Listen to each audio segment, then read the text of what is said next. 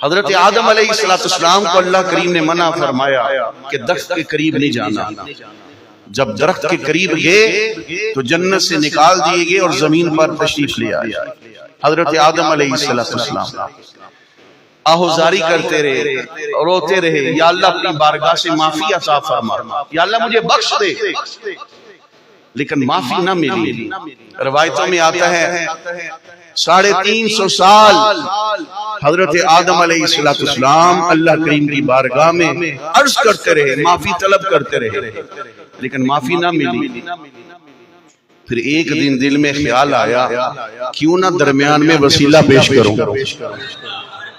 کیوں نہ درمیان میں.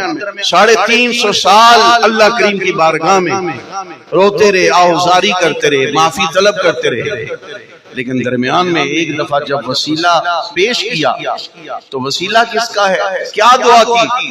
اللہم انی اسألک ان غفرت لی. کیا کہا؟ اللہم انی اسألک بحق محمد. یہ دعا کی ان غفرت لی. کیا دعا کر کے کہا یا اللہ میں تیری بارگاہ سے معافی طلب کرتا ہوں بحق محمد، صدقہ اپنے پیارے محمد کا، یا اللہ میری توبہ کو قبول فرما لے. اللہم انی اسألک بحق محمد ان غفرت لی. رب کریم کی بارگاہ میں جب محمد کریم علیہ السلام کا وسیلہ پیش کیا تو رب تعالیٰ نے اسی وقت اپنی بارگاہ سے معافی عطا فرما دی تھی. رب تعالیٰ کو راضی کرنے کے لیے اللہم انی اسألک بحق محمد.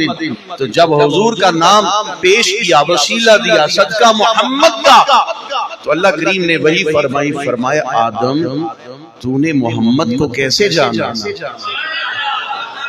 تو نے محمد کو کیسے جانا؟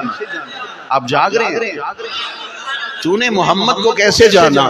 کہا یا اللہ جب تو نے مجھے بنایا، مجھ میں روح پھونکی، میں نے آنکھ کو کھولا تو عرش پر جہاں تیرا نام لکھا تھا وہی تیرے حبیب محمد کا نام لکھا تھا. سب پڑھیے صلی اللہ علیہ وآلہ وسلم. تو پھر میں نے جان لیا کہ تو نے اپنے نام کے ساتھ یہ جو نام لکھا ہے، یہ جو نام رکھا ہے، یہ تجھے بڑا ہی پیارا ہے، یہ تجھے بڑا ہی محبوب ہے. اس نام کا وسیلہ میں تیری بارگاہ میں پیش کرتا ہوں. جب محمد کریم کا نام اس میں گرامی لب پہ آیا، حضرت آدم علیہ السلام کے لب پر آیا تو رب کریم نے اپنی بارگاہ سے معافی عطا فرما دی. تو درمیان میں وسیلہ حضور کا نام بنا، درمیان میں وسیلہ حضور کا